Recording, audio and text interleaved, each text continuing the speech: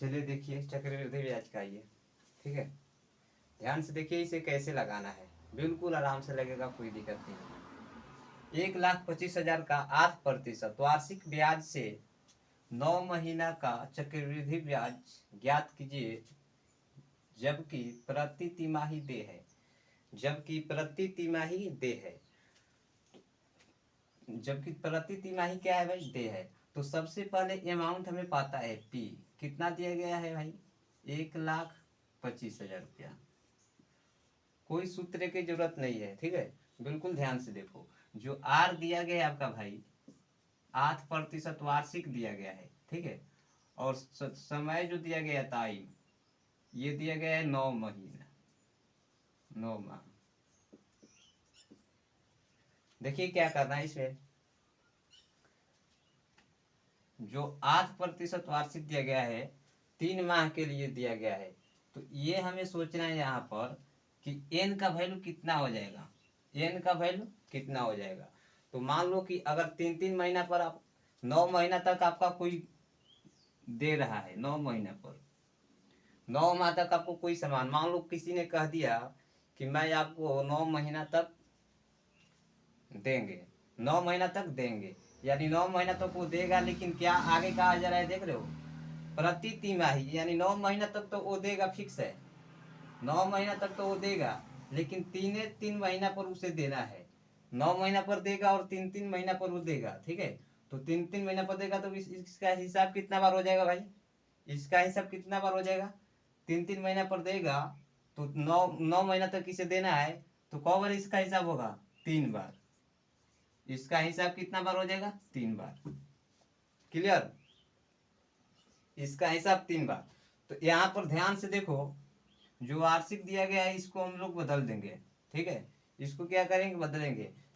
एक साल में कितना महीना होता है भाई? एक साल में 12 महीना। एक साल में 12 महीना, 12 से गुणा, और हिसाब कितना कर रहे हैं हम लोग? 9 महीना में 3 बार।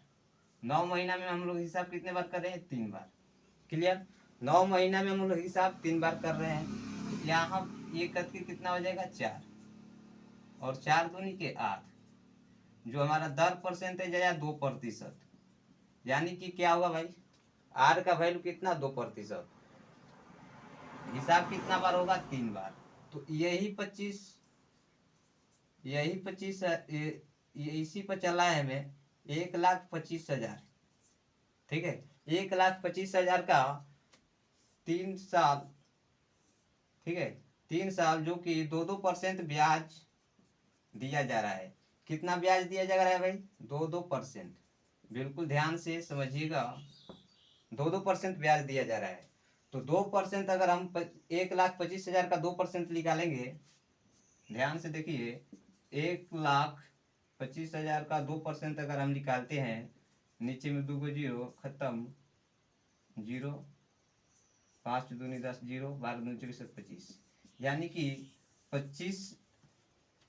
25,000। अगर हम 1,25,000 का 2% निकालते हैं, कितना होगा? 2500। फिर यहाँ भी 2% है ना, तो 1,25,000 का 2% कितना हो जाएगा भाई? 2500, और यहाँ भी 2500। बिल्कुल ध्यान से समझिएगा, ठीक है। 2500 हो गया। अब यहाँ पर क्या करना है, हम लोग मूलधन का ब्याज ले लिए। हम लोग क्या किए भाई? मूलधन का ब्याज ले लिए। अब ब्याज का ब्याज लेना है, तो पहला साल कोई ब्याज का ब्याज नहीं मिलेगा, पहला साल कोई ब्याज का ब्याज नहीं मिलेगा। अब दूसरे साल में जब आएंगे यहाँ, तो इसका 2% कितना हो जाएगा भाई? 2500 का 2%, 2500 का 2%, यानी 0, 25 दूनी 50, यानी कि 50%। 50, 2500 का 2% 50, ठीक है। 2500 का 2% 50। अब यहाँ ध्यान से सीखिएगा, यही एक लाइन है जहाँ फंसने का चांस अधिक बनता है, ठीक है। अगर यहाँ पार कर जाइएगा तो फिर दिक्कत नहीं होगा। ये हो गया। अब यहाँ से हम लोग इसको ये ध्यान देंगे कि यहाँ से जो जो दिख रहा है ना, जितना चीज दिख रहा है सबका 2% लेंगे। तो 2500 का 2% लेंगे, कितना हो जाएगा भाई? 50। 2500 का 2% 50, फिर ये 2500 का 2% 50, और ये 50 का 2% ले लेंगे भाई।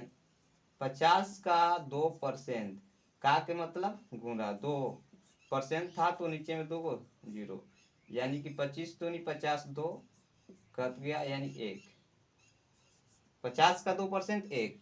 अब ये सबको ऐड कर लो भाई, ठीक है। ये सबको क्या करना है, जोड़ना है। तो 25 दूनी 50, 25 3 7500 हुआ। कितना हो गया 7500। क्लियर। 50 100 150, 150 और 1 1 5 6 7, यानी कि 76,651 7,651 रुपया क्वेश्चन का सही आंसर हो रहा है। ठीक है।